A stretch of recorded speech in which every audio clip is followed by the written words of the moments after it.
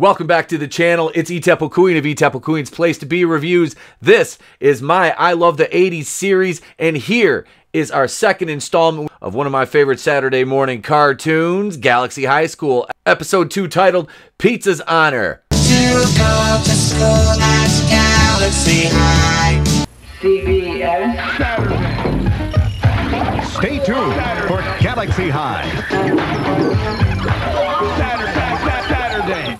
This is CBS. This episode centers around a mysterious delivery to the planet Tingler, which sounds about as appealing as a Boy Scout troop going on a visit to the Neverland Ranch's new Kevin Spacey Experience exhibit. But Doyle is apparently the man for the job. As we enter Luigi's lunar pizza parlor, which is buzzing with activity, much the same vein as a soda fountain in the 1950s would be, which the aesthetics paralleled each other greatly in 80s entertainment, as I've mentioned before. Milo and Doyle are making and dishing out pizzas, and there's of course music, robots, and aliens dancing. Honestly, Luigi must be making a killing off this place, like his 401k's gotta be tight by now. Milo goes over to the table and takes an order from our four main ladies, Gilda, Bowie, Wendy, and Amy. Oh, and Creep is perched on the table as usual, simping for Amy. Simp! Simp!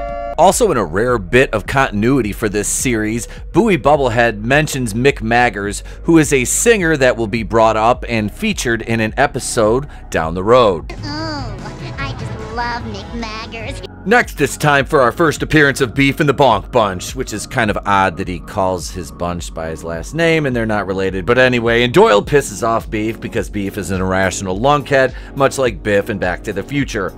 And what the hell is up with those blowholes on the side of Beef's neck?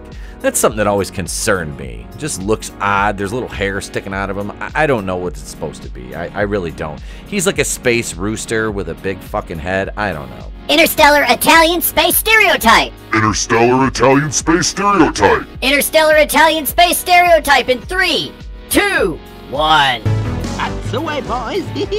Luigi Bacon, you take him. You motherfuckers! Milo and Doyle are back at it slanging the pizza pies. And then, in the middle of the dance floor, as all the robots and aliens get down, shake their groove things, and do that kind of stuff, a portal just happens to appear, and there stands our mysterious stranger who will get our intrepid intergalactic delivery boy Doyle to take 100 pizzas to Planet Tingler. In a bit of exposition, Beef, Earl, and Roland inform Doyle that Tingler is a haunted planet and those who go don't come back. Now mind you, the three of them are attempting to act tough after crawling out from under a table. Luigi jumps in between Doyle and Beef, who are again getting ready to fight for some reason, and tells them they've got you got a work to do, and tells Doyle he'll be making the delivery to Tingler.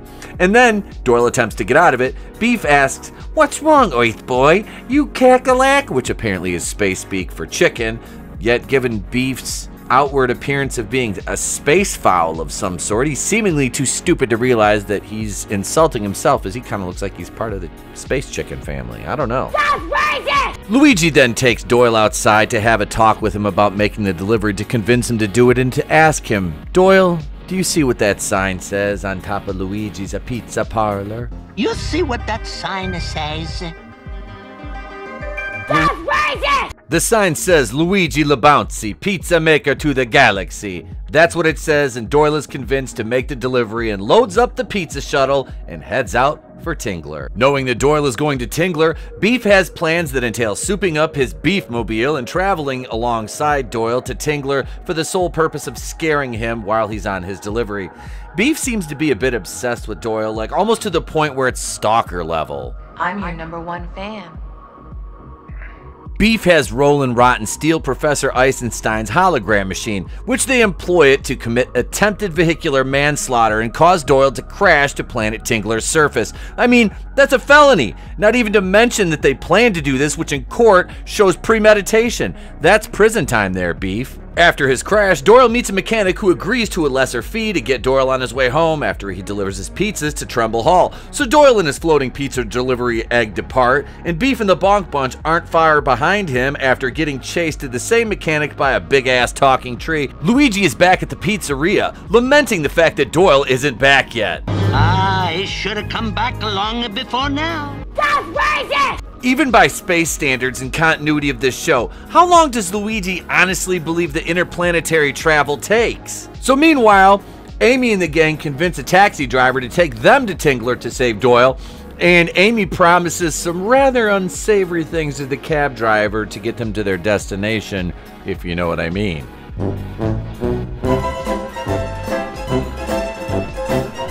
Doyle finds his way to Trumbull Hall with the use of his trusty map, but Beef and the Bonk Bunch have run afoul of the local inhabitants already. Then we get to see some vampire penguins fight sentient vampire mushrooms. Yes, I didn't stutter. Doyle delivers the pizza to their intended recipients and gets a handsome tip for it, even after Amy and the gang crash the party with their attempted rescue of Doyle. But Doyle has his new friends scare Beef and company after they're overheard on the security camera talking about robbing Doyle to get the money to fix Beef's ship to make it home. When Beef's plan fails spectacularly, the whole thing is caught on camera and used in a student documentary back at Luigi's Pizza, showing everyone a trip to Tingler. And of course, it makes Beef look incredibly stupid, and we think that Doyle is going to go over as the hero in this episode until he says something dumb that would only come out of the mouth of a privileged, cis-het white male member of the patriarchy. Join us next time for episode 3, The Beef Who Would Be King.